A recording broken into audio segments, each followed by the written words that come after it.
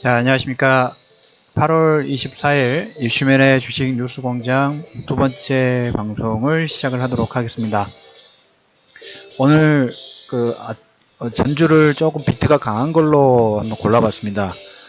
오늘 코스닥에 외국인들 한 500억 정도 매수가 좀 들어왔어요. 그래서 물론 이제 신용이라든지 이런 부분들까지는 좀 아직까지 뭐 깔끔한 모습은 아닙니다. 첫 번째 변동성이기 때문에. 하지만 이제 외국인들이 코스닥에 지금 일주일 동안 거래소가 한 1,700억 정도 들어왔고, 그 다음에 코스피 쪽에 1,700억 정도 매수가 들어왔고, 코스닥에 1,100억 정도 거래일수, 그러니까 영업일수 5일 동안 들어왔어요. 그래서 오늘 한 500억 정도 들어오는 모습. 거래소 못지않죠? 거래소가 1,700억인데 코스닥이 1,100억이라고 하면 규모 면에서는 시장의 수급이 외국인들 선택을 받은 것은 코스닥이구나, 현재 시점에서는 그런 의미까지도 부여될 수 있는 그 정도 수급 부분들입니다. 그래서 물론 신용 물량 자체가 지금 4조 2천억 정도에서 코스피는 3조 원대 후반, 4조 원 미만으로 내려갔기는 합니다만은 코스닥의 어떤 추가적인 반등 부분들을 기대를 하면서 기원을 하면서 전주는 조금 강한 비트 부분들로 좀 깔아봤습니다. 자, 오늘 시장을 한번 정리를 한번 해보도록 하겠습니다. 가장 먼저 눈에 띄는 건 역시 조금 전에 말씀드렸던 것처럼 코스닥 수급이에요. 580억. 외국인들은 계속 선물 가지고만 놀죠. 웩도독. 어제 한번 설명드렸던 것처럼 꼬리가 몸통을 흔들면서 선물의 파생 가지고만 단기 매매만 진행을 하는데, 오늘 한 2,000기억 정도 매수가 들어오면서 프로그램 매수가 당연히 들어오겠죠. 그래서 기관이 거래소 쪽 1,200억 정도 매수가 좀 들어왔는데, 오늘 수급에서 체크 포인트를 두 가지를 딱 본다 하면 외국인들이 코스닥 500억 정도, 거의 600억 가까운 매수가 들어온 거 첫 번째. 그리고 거래소 쪽에 거래소든 코스닥이든 개인 투자자분들이 거래소를 한 1,700억 정도 매도를 진행했고요. 그 다음에 코스닥을 한 400억 정도 매도를 했습니다. 조금 재미없죠, 시장 자체가. 지금 어떻게 보면 가는 종목만 가요. 가는 종목만 가고, 가는 종목이 갈 때 또 그냥 조금씩 2, 3% 가는 게 아니라 기본 한 5%에서 10% 정도 최근에 하락 부분들에 대해서 낙폭 부분들이 컸기 때문에 반등도 상당히 빠른 속도로 나오고, 시장 수급이 지금 눈치 보기 장세를 상당히 많이 하다 보니까 그 눈치 보는 수급이 어떤 쪽에 뭐 섹터별이든 아니면 종목별로 모멘텀이 조금 강하게 붙어당하면 시장 수급이 제한적이기 때문에 그런 쪽으로 싹 쏠립니다. 그래서 반등이 나오면 2, 3% 반등이 나오는 게 아니라 뭐 5%, 7% 정도 강하게 반등 부분들이 지금 진행이 돼요. 그 예를 들자면 제가 어제 그제부터 계속적으로 여러분들한테 말씀드렸던 부분 중에 하나가 지금 어떻게 보면 어떻게 모멘텀 장세라고 말씀을 드리면서 갤럭시 노트가 언팩이 된다. 언팩 부분 됐을 때 특징이 갤럭시 노트도 마찬가지고 뭐 다음 주에 이제 V30 그리고 아이폰의 차기 모델 부분에서 삼성이 이제 듀얼 카메라를 사용을 하면서 어떻게 보면 이제 듀얼 카메라가 기본 프리미엄 제품에 이게 기본으로 들어간다는 얘기를 들었죠. 그럼 거기와 연관되는 종목군들 오늘 뭐 예를 들자면 동원하나텍 같은 경우는 10% 이상의 급등 부분 나왔고, 관련되는 옵트론텍이라든지 이런 종목군들은 계속 추세 우상향 부분들이 진행이 되고 있어요. 카메라 모듈 부품 관련된 밸류 라인들 전체적으로 다 LG든 아니면 뭐 애플이든 아니면 여기와 상관없이 보통적으로 들어가는 이쪽 종목군들이 틈새로 수급 부분들이 상당히 강하게 진행이 좀 되고 있다라는 거예요. 그래서 그러한 파동 부분들, 특히 오늘 코스닥 수급도 코스닥이 그런 성격 부분들이 좀 많기 때문에, 그리고 오늘 또 이제 대형주 쪽에서 눈에 띄는 것은 제가 이제 여러분들한테 코멘트 드렸던 부분 중에 하나가 사드 관련된 부분에서 우리가 이제 맥점 부분들을 좀 지났다는 얘기를 좀 드렸고, 그 다음에 오늘 이제 을지훈련도 이제 끝나기 때문에 지정학적 리스크 부분들은 지정학적 리스크가 커지는데 CDS가 하락하지 않겠죠. 지정학적 리스크가 커지는데 원화가 약세에서 강세로 가지 않겠죠. 지난주에 여러분들한테 말씀을 드렸죠. 극점 지난 것 같다. 더 이상 이제 시장에 큰 영향 부분도 주지 못할 거다. 원화가 약세일 경우에 우리나라의 지정학적 리스크가 커지는 건데 원화가 지금 강세 추세예요. 원화가 강세 추세예요. 그리고 사드 관련된 부분들, 물론 지금 오늘 아침 기사도 보니까 롯데마트 발전기 회수했다, 뭐 이런 기사 부분 나오는데 오늘이 한중 수교 25주년입니다. 저는 사드도 이제 별로 그렇게 이슈 되지 않을 것 같아요. 왜냐면 중국이 우리나라 쪽에 신경 쓸 여력이 지금은 없어요. 지금은 좀 없는 게 저 인도 쪽 있죠.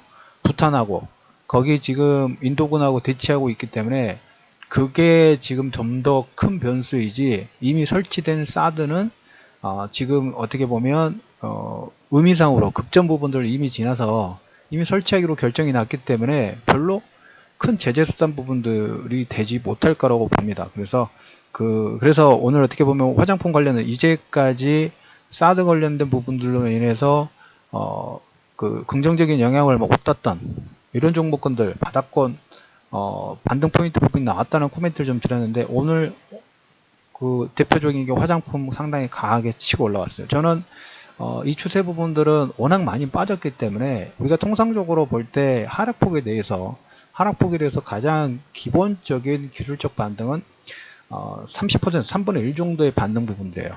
그 정도는 진행될 수 있는 가능성이 있지 않느냐라는 코멘트를 좀 드려보도록 하겠습니다. 자, 그리고 오늘 이제 외인의 매수 코스닥, 저는 계속적으로 여러분들 관심권을 좀 주실 필요가 있다고 봐요. 지금 어떻게 보면 이제 다음 달까지 스마트폰 부품 관련된 부분들, 모멘텀이죠. 새로운 기술에 대한 모멘텀 부분들이고, 그 다음에 그 서울 반도체가 실적을 업그레이드 시키면서 신고가가 나왔다고 코멘트를 좀 드렸죠. 그러니까 그게 어떻게 보면 여러분들한테 계속 말씀을 좀 드렸던 것처럼 코스닥도 지수 보지 마시고 종목 보세요. 당분간은 박스권 파동이기 때문에 지수가 올라갔냐 내려갔냐에 크게 신경 쓰실 필요가 없어요. 현재 시장에 내가 관심 가는 종목군이 뭔가 다른 종목 대비 스페셜한 모멘텀이라든지 아니면 뭐 업종군별로 아까처럼 그 갤럭시 노트2에 따라서 밸류 라인이 시장에서 어떤 긍정적인 기대치 부분들을 기대할 만한 이런 모멘텀 부분들이 있느냐, 이걸 가장 먼저 기본 축으로 잡아놓으셔야 돼요. 이왕이면 서울 반도체처럼 실적도 좋으면 금상첨화겠죠. 그래서 코스닥 관련된 종목군들, 이쪽 그 듀얼 카메라 부분들 당연히 보셔야 되고, 반도체 종목군들 지금 반등 부분 좀 나오고 있죠. 그리고 화장품 관련된 종목군들, 그리고 이제 보시면 인터넷 뭐 5G라든지 통신이라든지 산업혁명 관련된 종목군들, 거기도 보면 이슈 모멘텀에 따라서 돌아가면서 움직여요.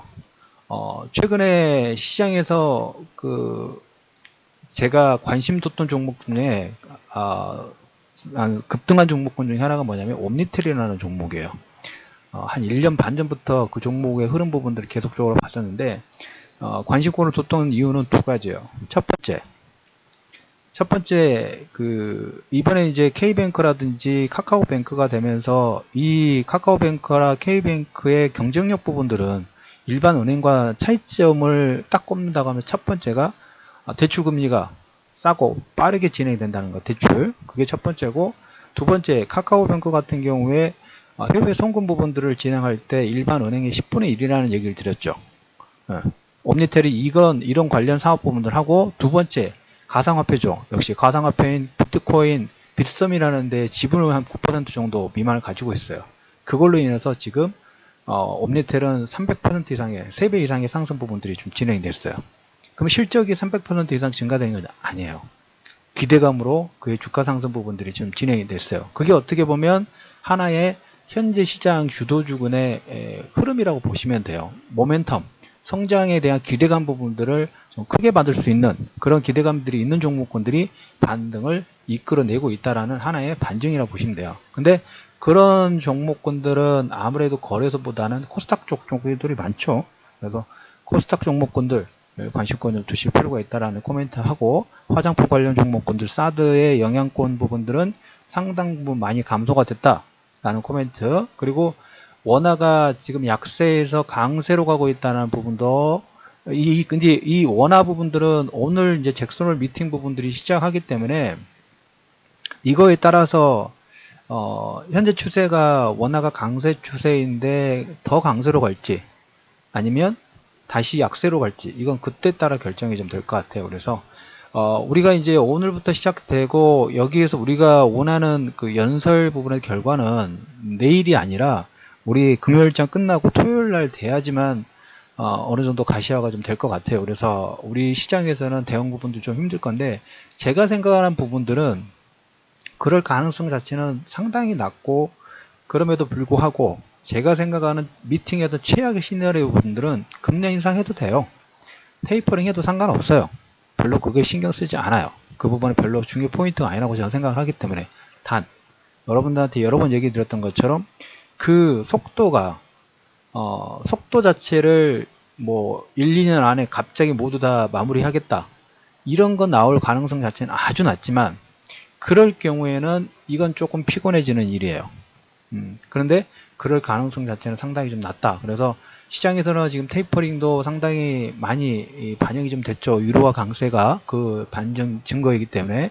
근데 이제 드라기 입장에서는 테이퍼링을 좀 주저하게 되는 이유로 하나 꼽는다 하면, 지금 유로화가 너무 강세다 보니까 물가 상승률 부분들이 좀 내려가고, 물가가 내려가 버렸어요. 유로가 강세니까. 근데 유로가 강세에서 물가가 내려가니까 해외에 수출이라든지 GDP 성장률 자체가 조금씩 너무 강세에 따라서 성장률 자체가 꺾일 수 있다는, 꺾인 것보다는 좀 줄어들 수 있다는 불안 심리 부분들이 좀 반영이 좀 되고 있어요. 그래서 여기서 테이퍼링을 급격하게 진행한다면, 제가 확률적으로 낮다고 생각하는 이유 부분들을 하나 뜬다면, 테이퍼링을 급격하게 진행한다 하면 아마 유로화는 상당히 빠른 속도로 강세가 진행이 될 겁니다.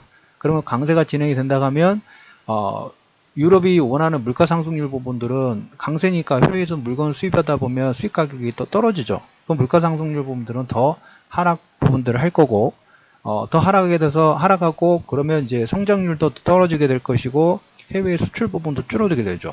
그러면 그렇게 급격하게 진행을 한다는 의미 부분들은 어떻게 보면 이제까지 힘들게 살려왔던 불씨를 끌려고 하는 그런 시도라고 보실 수도 있어요. 그래서 그런 내용 부분들이 힘들게 급격하게 진행되기는 힘든데, 여기서 이제 우리 하나 볼 포인트는 뭘까요?